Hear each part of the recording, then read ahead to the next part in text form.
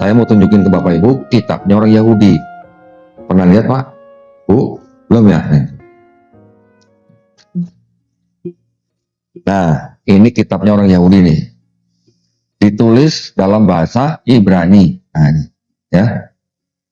Kitabnya orang Yahudi ini disusun menjadi mushaf bukan seperti ini sebenarnya. Zaman dulu tuh masih berbentuk gulungan-gulungan ya.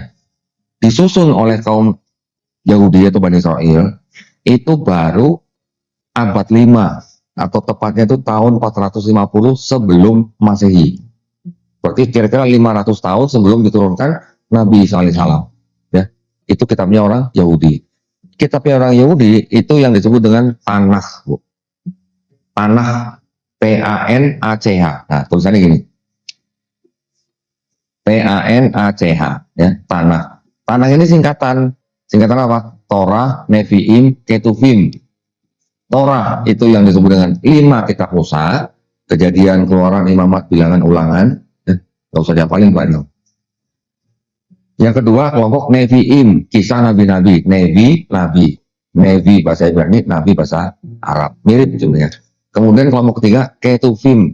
Ketuvim adalah tulisan-tulisan. Bisa tulisan orang bijak, bisa tulisan nabi-nabi. Dijadikan satu namanya Tanakh. Nah, Tanakh ini dalam bahasa Ibrani disusun kira-kira tahun 450 sebelum Masehi, diterjemahkan oleh bangsa Mesir.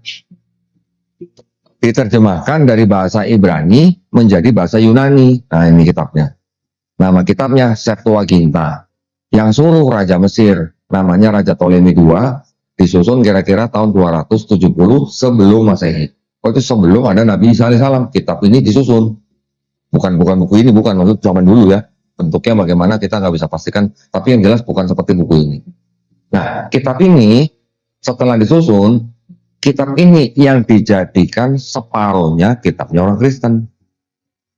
Di kitabnya orang Kristen ada bagian yang disebut dengan Perjanjian Lama. Nah, Perjanjian Lamanya orang Kristen ini yang berasal dari kitabnya orang Yahudi yang sudah diterjemahkan dari bahasa Ibrani ke bahasa Yunani. Disebut Perjanjian Lama. Orang Kristen punya kitab sendiri yang ditulis kira-kira pertengahan abad pertama sampai pertengahan abad kedua, disebut Perjanjian Baru. Nah, ini sama ini dijadikan satu. Kapan dijadikan satunya? Di akhir abad 4 Masehi. Hampir 400 tahun setelah Nabi Isa alaihissalam diangkat. Baru ada kitabnya mereka yang disebut dengan, mereka sebut Alkitab